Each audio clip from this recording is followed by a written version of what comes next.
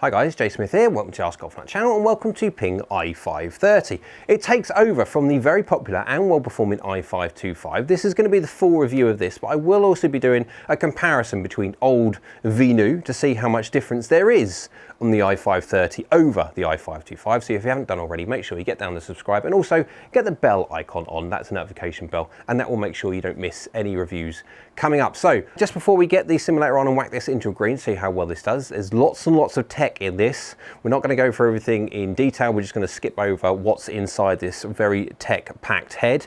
It is forged. It has got a C300 miraging steel face, highly flexible face, and that is welded to the 17/4 stainless steel body. It's got internal weight pads, it's got arcing soles, it's got the lowest center of gravity that Ping have made in a hollow bodied iron. It's got distance optimized lofts, aka 1.5 degrees stronger than the i525. So 1.5 degrees they're saying is enough to give it 3 yards. Again, that's speed related, but again, I will be doing my testing at not only my 90-mile-an-hour speed, whack it into a green, but I'll also be doing the testing at 70 miles an hour, 80 miles an hour, and 90 miles an hour to see how this i530 works for a myriad of golfers. It's got Micromax grooves. Ping's idea of how many grooves can you fit on a face. They're saying that helps for consistency of launch and spin. We have got polymer inside because this is hollow bodied, and it will sound like a gun going off if they don't fill it with something to try and quieten the sound down. It's got tungsten weights in the toe and also the heel, and also got a stock shaft in here of the Dynamic Gold mid 100 stiff shaft. There you go, that's all that done. Right, let's go get the simulator on. Let's go see how this works into a green. Let's go see how that 1.5 degrees stronger loft works, and also that affects peak height, descent angles, control, spin rates, all those wonderful things. And let's go see how it feels and looks. Simulator is now on. We are at Glenfora Golf Course, hole 6 is a par 3 of 185 yards. Yes, that's a fairly long way.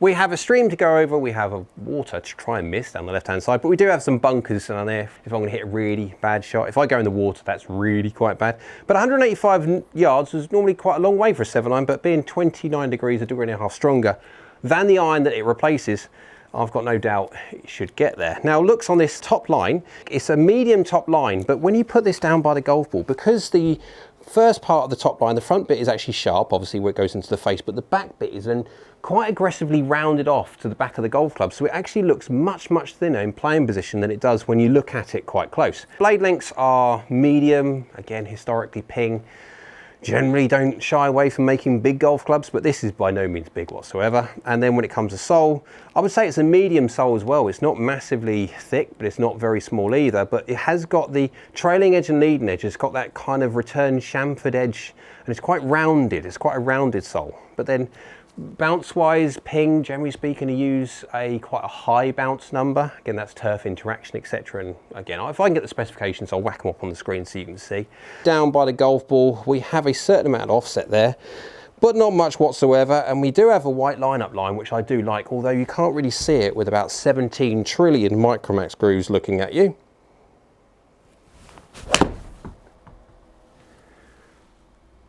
That is so punchy. That is wowzers. Like, wowzers.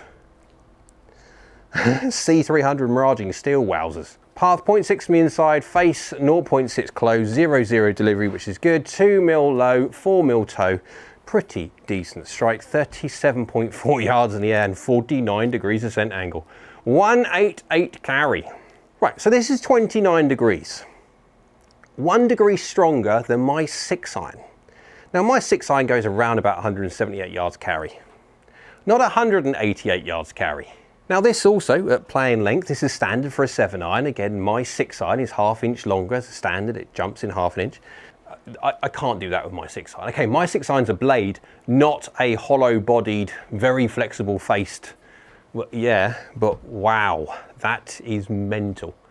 188 yards. Now I'm at my normal operating speed, 91.4 miles an hour. I'll be doing this test again at 3 different swing speeds, but this just is mental. Feel-wise, yeah, you can feel that it's hollow-bodied. It has got one heck of a punchy, whoa, go ball kind of thing. It is quite addictive. I'd definitely look at having these in the long irons, that's for sure. That's left. Hold on. Oh, it's good. For a second there, I thought it was going to be far worse than it actually was. I could feel it being slightly towy. Delivery was good, just slightly towy. Held on the green. Path 0.4 from across and 0.8 closed. We are 0 mil low, high, and 7 mil toe. So yeah, I could feel it was slightly towy. 37 yards in the air and 49 degrees ascent angle. I could feel it that it was going to go left as soon as I hit it. 188 yards of carry. Yet again, it is one heck of a punchy beast. Now, do I like the look of a certain aspect of this golf club? No. And what that is, I don't like the height between the sole and the toe height. It just looks really stubby. It looks more like, from the back especially, it looks more like a hybrid than it actually does like a proper iron. I like irons to have a bit more of a higher part of the toe. Some people like it, some people don't. That's the whole idea of subjective and looks and feel. Different people like different things. I'm not a great fan of that whatsoever, but I like every other part of it. I do like that white line up line. I do like how Ping do that and have done that for quite some time. This is a very, very addictive hit. Oh, that's really bad. That's really towy. Like properly, really, oh my word, that's so good from such a crap strike. 18 mil, yes, 18 mil toe, 1.1 across, 0.8 open. Going back to my old ways, I've been trying to work on my path, more J. 34 yards in the air and 47.5 degrees ascent angle. That is working very well considering that is nowhere near middle. I think you'd agree. That was terrible. I'm in a bit of a transition at the moment, shall we say, on my swing, and I'm trying to move path. Sometimes it works, obviously, sometimes it clearly doesn't. Working really well. Considering I hit it there, that thing is rather impressive. Rather impressive. As soon as I hit it, I thought, oh, that's not even reaching the green. It landed on it, and it stopped near the pin, 8 foot away. Dear me, Ping, wow. Would I have this? I wouldn't have this in a full set. I'd probably have this in, I'd either go Blueprint S or i230 in my bag for Ping. And I would definitely pop one of these in the 5 or 6 iron. The difficult thing was going to be the blending of lofts, especially if you're going to go i230, Blueprint S is the same lofts. They're very traditional in Ping's idea of what lofts they are. These ones are a little bit strong. Now you can retrospect these, okay, bend these weak a little bit. But the problem is, with these being 1.5 degrees stronger than the i525 that it replaces, you could argue now it's getting a little bit out of the realms of having to blend seamlessly with the lofts, etc. So guys, if you're buying these, make sure you go and get properly custom fit so you don't end up with massive distance gaps between golf clubs, because you quite can easily do that if you don't look at your lofts properly. These are fairly strong lofted. Right, let's see if I can do a little bit better job than 18 mil toe. Definitely better than 18 mil. Oh my God, this thing is just ridiculous. Holy smokes, Batman. It's a long old way. Path is 0, face is baby closed, that's why it's gone left. 5 mil low on the face, that's it. 36 yards in the air, 48 degrees ascent angle, 188 yards of carry. Wow. Yep, that's a long way. That's 10 yards longer than my 6 iron, and this is 1 degree stronger than it. That's it, and the shaft is ½ inch shorter because it's a 7 iron rather than a 6 iron. This thing is mental. It really is like a proper launch pad. Oh, that's from Wilson, can't use that. Rocket ship. Yeah, no one makes rocket ships, do they? This face is ridiculous. So that C300 miraging steel is crazy. That's a miss hit. That'll be interesting to see if it gets there. I could distinctly feel that that was not middle. It still made it. That was low toe. Yep, path was good, face was fractionally open, 7 mil low, 10 mil toe, nearly 3/4 an inch off the middle. Well, that was not middle at all. 35 yards in the air, 49 degrees ascent angle, that is still stopping. Now, have I lost some distance? Absolutely. But then again, having an open face and then also hitting it at 3/4 of an inch off the middle gross will have that effect. Now, when I hit it properly off, I'm talking, let's do some heels and stuff like that when it comes to testing. I'll do my normal forgiveness testing where I whack it all over the face to see how well it works, see what the efficiency drops off from when you hit it in weird and wonderful spots, and then also do my swing speed testing. So my classic normal at 90, but then also at 80 and 70 miles an hour. to see what happens to the descent angles and peak heights and control, distance, carries, all that lot, when you start taking speed away. Right, one last one.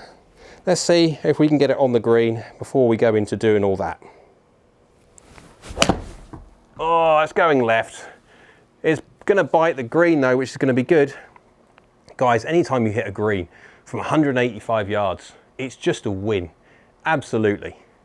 Path 0.1 from the inside, faces 0. That's the kind of delivery I want. It's not kind of strike that I want though. 16 mil off, 12 mil toe, 4 mil low, which is still no, not middle, but it's working well though. 186 yards of carry, 35 yards in the air, 48 degrees descent angle. Guys, this just works. The i530 just really works.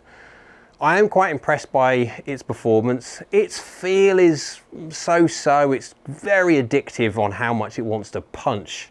Really just fires off the middle or anywhere, especially the toe at the moment. But yeah, I'll hit it off the heel as well to see how it works off that. But it's just doing really well. Now, okay, let's go hit it all over times, all over the face, heel as well, because I've been doing the toe and the middles quite well. I'll also do the different swing speed testing as well, 70 miles an hour, 80 miles an hour, and also 90 miles an hour, and see how well the Ping i530 really gets on.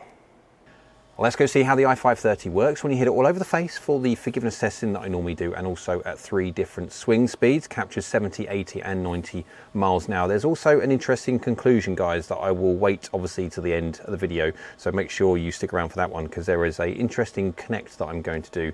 Right, let's go see how well it does. Again, this is at 70, 80 and 90 miles an hour. I'll see if I get all the information up on the screen. So you got the red is the 70, the yellow is the 80 and the blue is the 90. Got all the ball speed information here first. You can see 98 miles an hour, 112 miles an hour, rounded 24.1. Let's cut to the chase. Carry 138 yards, 163 and 182. Now, of course, let's go the 70 miles an hour first. 138 yards, performs one of the best out of all the 70 mile an hour testings that I have done when it comes to irons at 70 miles an hour. Going 21 yards in the air and descending at 38.5 degrees. Very, very healthy, considering it's only at 70.4 miles an hour. You can probably see by the little greyed out bits. This is the interesting thing when you're talking about this kind of golf club, when it's lofted at what it is, 29 degrees. It is a degree and a half stronger than that of the i525, and I will be doing a comparison like for like between the two in a little while, so make sure you get down and subscribe, etc. You don't miss that one. But it's doing pretty well. Would I say have a 6 iron in this one? Absolutely not, because it's even at 38.5 degrees, that's at 30 something degrees. I like something going in at 40 degrees or more, so it has a chance of stopping when it hits the green, and this is at 38.5. Okay, this is an average, and so some of the perfect shots are going to go over 40, but then also when you don't hit it quite right, they're going to go and skip through the green, which is not ideal. So you could even argue on this one that really you should be stopping it at 8 iron, or even not even having the i530s at all if you're going to be swinging down at 70 miles an hour. If you then move the swing speed up a little bit to 80 miles an hour, instantly changes. Peak height's now at 29 yards in the air, and descent angle's nearly at 44 degrees, which is more than useful.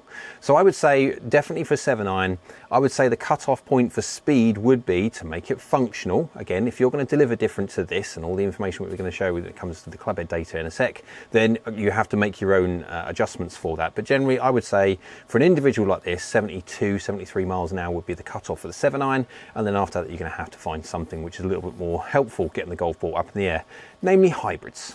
But yeah, so it's going 163 yards, 29 yards in the air, 44 degrees descent angle, working very, very well. And of course, yes, if you're going to go to 90 miles an hour, 182 yards on average, 37 yards in the air, 48 degrees descent angle, 182 yards on average. Again, we're hitting in the simulator, you could see they're going 188 up to when you hit them fairly well. Yeah, that's a long way for a 7 iron to go. Let's have a look at the clubhead data. You've got 70.4, 80.2 and 90.1, so within very small amounts, 10 miles an hour difference between them all. Efficiencies, you can see there, 1.4, 1.39, 1.38, so very, very small differences between them. Angle attacks within about a degree and a bit.